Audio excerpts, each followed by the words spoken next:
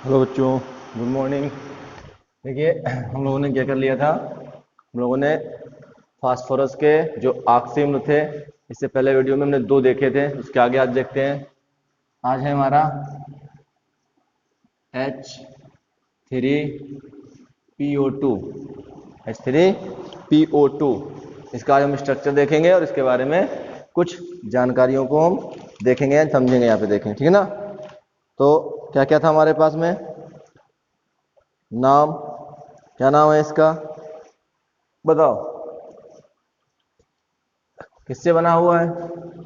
ये बना हुआ है H3PO4 से एक कम कर दो, H3PO3, इससे एक कम कर दो, H3PO2। कम में से एक ऑक्सीजन और कम कर दिया है, तो उसके लिए हम क्या यूज करते हैं? हाइपो। तो क्या नाम हुआ इसका? हाइपो। और ऑक्सीजन संख्या कितनी है यहाँ पे? +1। तो क्या नाम हुआ? Hypophosphorous acid. Hypophosphorous acid, याद है ना। कम और कम एक, तो उसके लिए हाइपो शब्द यूज करते हैं।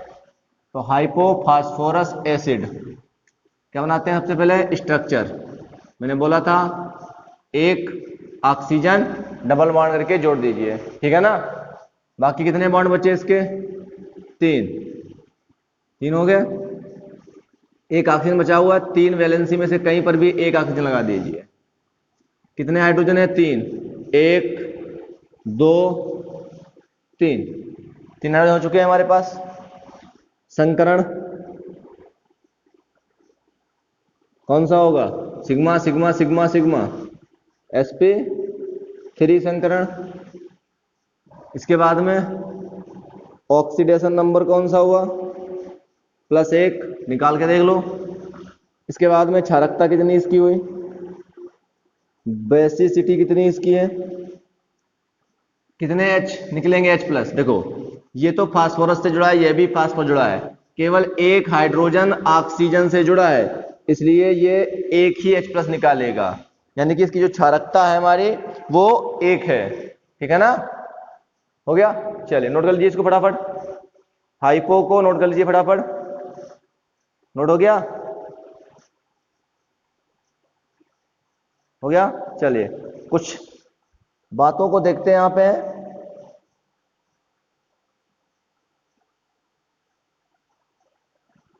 देखें, चलिए देखते हैं। देखिए, इसके आपको मैं टेस्ट निकालता हूं। H3PO2, अगर इसको हम गर्म कर दें, कितना गर्म कर दें इसको हम? अगर इसको हम 433 केल्विन ताप पे गर्म कर दें, अगर इसको हम 433 केल्विन पे गर्म कर दें, तो ये बनाता है H3PO3 plus PS3, phosphine gas बनाता है। फास्फोरस की कितनी थी? +1, कितनी कर दी इसने? +3, +1, और यहां पे कितना हो जाएगा फास्फीन में? +3। ठीक है ना। अगर हाइड्राइड माने, और अगर उसमें वो माने फास्फोरस, तो कितना होगा? -3। ठीक है ना। तो यहां पे देखिए, +1 से +3, +1 से -3, घट भी रही है तो बढ़ भी रही है। ठीक है ना। तो ये एक बहुत ही अच्छा रिड्यूसिंग एजेंट है। क्या है हमारे पास? ये बहुत ही अच्छा रिड्यूसिंग एजेंट है। ओके, रिड्यूसिंग एजेंट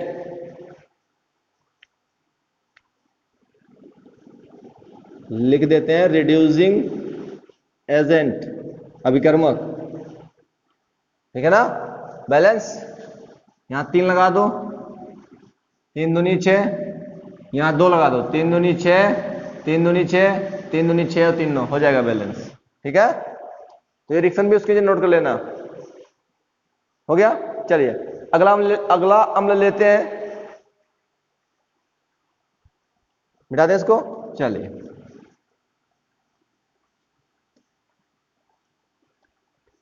अगला अम्ल कौन सा है वो देखिए। अगला है हमारे पास में अम्ल H3PO4 लिया था हमने, इसके दो अणु लीजिए तो क्या बना था H6P2O8, इससे एक जल का अणु निकाल दीजिए H4P2O7, दो अणु में से एक जल निकल रहा है तो क्या यूज करते हैं पायरो। कितनी ऑक्सीजन संख्या है +5, तो फास्फोरिक आगे एसिड H4P2O7 पढ़ेंगे, यानी कि आपका जो नाम है वो क्या नाम पड़ेगा H4P2O7 पायरो फास्फोरिक एसिड। अणुसूत्र हमारे सामने है,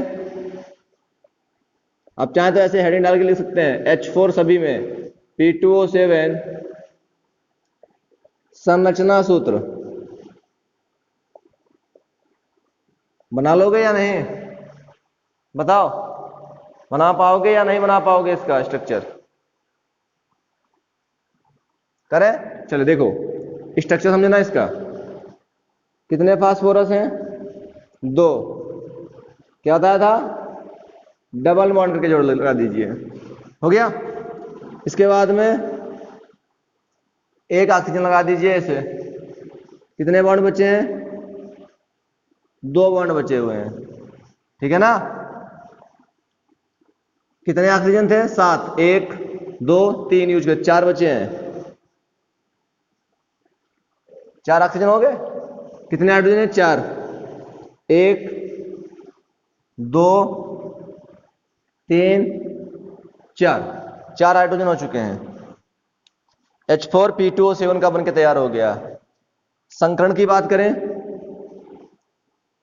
अगर हम फास्फोरस की बात करें, ये वाले फास्फोरस सिग्मा सिग्मा सिग्मा 3 और 1 4 sp3, ऑक्सीडेशन नंबर कितना है +5, क्षारकता कितनी है, कितने H ऑक्सीजन से जुड़े हैं 1 2 3 4 हो गया, नोट कर लीजिए।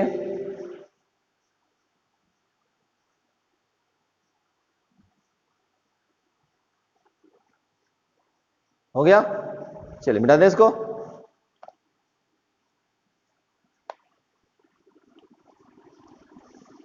आगे देखिए हमारे पास में था H3PO3, इसके आप दो अणु लीजिए, इसके आप दो अणु लीजिए और इसका दूना करिए H6P2O6 बनेगा।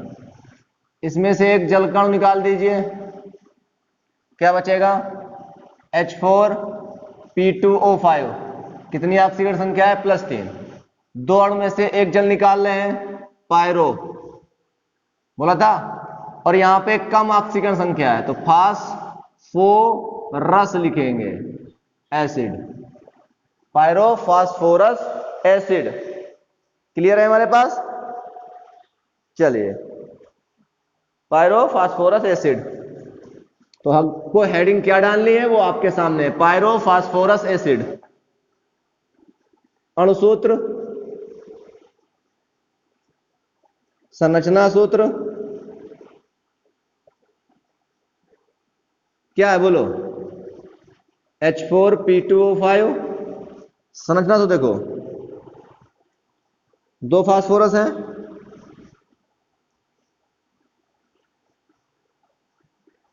दो फास्फोरस है हमारे पास, बना लिए हमने, ठीक है। अब ध्यान सुनना हमारी बात, डबल बॉन्ड करके O लगा दिया और एक ऑक्सीजन को इनसे जोड़ दिया। कितने ऑक्सीजन बचे 1 2 3, 3 में से 2 बचे, एक इसको दे दो एक इसको दे दो, बराबर बराबर देना, लड़ाई ना हो। कितने हाइड्रोजन 4, 1 1 2 हो चुके हैं, 2 यहां लगा दो, तो ऑक्सीडेशन नंबर क्या है +3, क्षारकता कितनी है इसकी?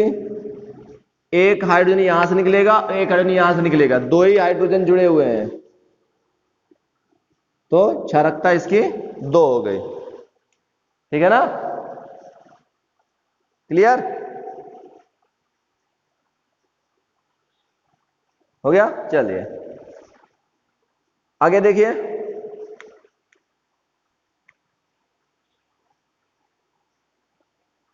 ला दें?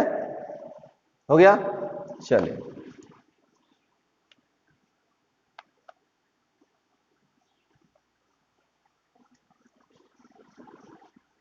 H4 H3PO4 से डायरेक्ट एक जलकण निकाल दें तो क्या बनेगा? HPO3, क्या नाम था? डायरेक्ट निकाल लें, मेटा, ऑक्सीजन संख्या +5, तो Meta phosphoric acid, Meta phosphoric acid. अब ध्यान सुनिए इसकी बात। तो ये जो है HPO3 जो है हमारे पास, ये जो है पॉलीमर के रूप में पाया जाता है। ठीक है ना? मतलब इस रूप में होता है, इसके n अणु होते हैं। कैसे समझिए, पीके ऐसे कई मेटाफॉस्फोरिक अणु जो है आपस में, कई अणु आपस में जुड़े होते हैं ऐसे। ध्यान सुनना मेरी बात, मैं क्या समझा रहा हूं आपको। सबसे पहले मैं आपको बता देता हूं, यहां पर मैंने HPO3 के 3 अणु लिए हैं, HPO3 के 3 अणु लिए हैं जो आपस में एक दूसरे के साथ जुड़े हैं। कैसे जुड़े देखिए, अगर मैं इस पहले अणु की बात करूं तो यहां पे देखना, दूसरे अणु के लिए यहां देखना, तो P में से एक हाइड्रोजन आप यहां लगा दीजिए, एक लगा दिया। अब कितने बचे हैं? 2 बचे हैं। कितने बचे? 2। एक यहां लगा दो, एक यहां लगा दो। ठीक है? एक H बचा है, H यहां लगा दो, इसका एक बॉन्ड खाली होगा तो वो फास्फोरस के अगले अणु के साथ बना लेगा, ये वाला खाली पड़ा रहेगा ऐसे। ठीक है? इसी प्रकार इसमें देखो, इसमें भी 2, एक में ऑक्सीजन, एक में ऑक्सीजन, एक में ऑक्सीजन के साथ हाइड्रोजन, इसका एक बॉन्ड खाली, इसको जोड़ दो, इसे इसमें एक हाइड्रोजन, एक ऑक्सीजन, बॉन्ड खाली। कितनी बार है ऐसे? n बार है। तो मैंने यहां पे केवल 3 ही अणुओं को लेके बनाया है, वैसे तो आप चाहे कई अणु लेके जोड़ सकते हैं, ऐसे ही जुड़ते चले जाएंगे। ठीक है ना? ये हमारा जो है मेटाफॉस्फोरिक एसिड का स्ट्रक्चर है। ठीक है ना? और अगर ऑक्सीजन संख्या तो 3 दूनी 6, 6 से 1 जाएगा 5, +5 निकल के आएगी। बाकी जो संकरण है वो देखिए 1 2 3 4, 4 सिग्मा बॉन्ड है, sp3 रहेगा। बाकी जो इसमें क्षारकता है वो पूछता नहीं है। ठीक है ना?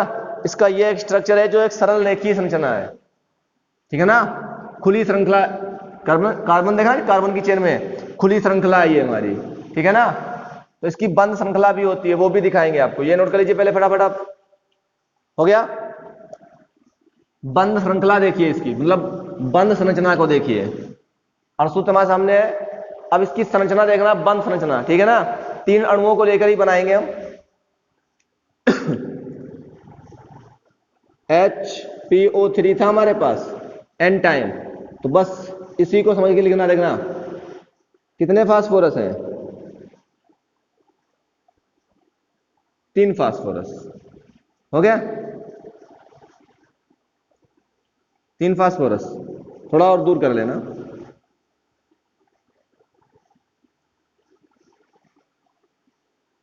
अब ठीक है। सभी में मैंने क्या बोला था? ऑक्सी अम्ल पढ़ रहे हैं तो डबल बॉन्ड करके O लगा दीजिए। फास्फोरस कितना होता है? 3 होता है। हो गया? 2 और 1 3। ठीक है? 3 इस पे हो गए, 1 2 और 3। ठीक है?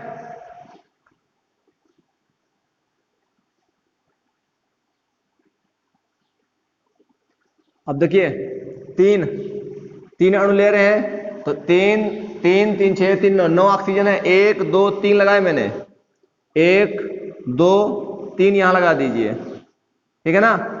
अभी 3 और बचे हुए हैं, 1 1 यहां लगा दीजिए। अब हाइड्रोजन 3 बचे, इसके साथ एक इसके साथ, एक इसके साथ। तो ये एक बंद संरचना है मेटाफॉस्फोरिक अम्ल की, ऐसे भी ये पाया जाता है, ठीक है। इसको ऐसे भी बनाते हैं n बार, ठीक है ना। नोट कर लेना इसको,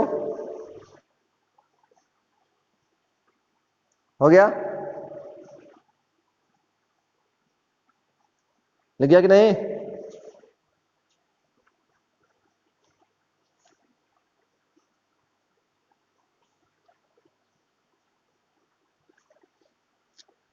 हो गया, चलिए नोट कर लेना, नोट कर लेना, अच्छे से नोट कर लेना।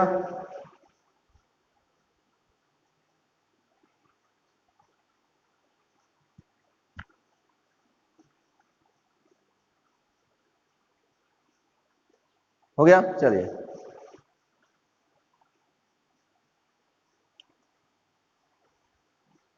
इसमें कुछ क्वेश्चन है हमारे, ध्यान सुनने ले, मैं आपको बोल देता हूं। क्वेश्चन है हमारे,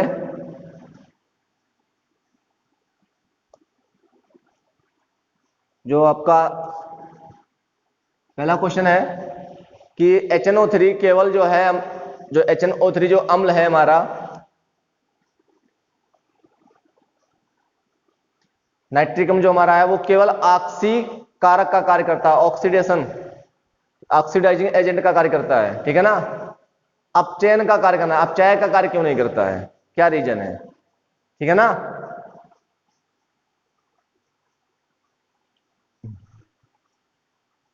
हो गया। लेकिन जो हमारे पास में जो HNO2 होता है, वो ऑक्सीकारक और अपचयन दोनों का कार्य करता है, ठीक है ना। तो इसमें क्या है हमारे पास में, देखिए, नाइट्रिक अम्ल में नाइट्रोजन की अधिकतम ऑक्सीकरण संख्या होती है, जबकि HNO2 में, नाइट्रस अम्ल में, नाइट्रोजन की ऑक्सीकरण संख्या +3 है, तो उसकी ऑक्सीकरण संख्या को बढ़ाया जा सकता है, ठीक है ना। HNO2 से क्या कर सकते हैं, +3 से +2 +5 कर सकते हैं, कम भी या ज्यादा भी। लेकिन यहां पे नाइट्रोजन की उच्चतम है +5, इससे ऊपर नहीं होती है। नाइट्रोजन परिवार के जो तत्व होते हैं, उनकी जो ऑक्सीकरण संख्या है, उनकी उच्चतम ऑक्सीकरण संख्या कितनी है, +5, इससे ज्यादा नहीं होती है। तो यहां पर हम इससे तक कर ही नहीं सकते हैं, लेकिन यहां पे हम बढ़ा भी सकते हैं और कम भी कर सकते हैं। इसलिए ये केवल ऑक्सीकारक का कार्य करता है, और ये केवल ये दोनों कार्य करता है, अपचयन का भी और ऑक्सीकारक का भी, ठीक है ना। दूसरा क्वेश्चन ऐसे ही है,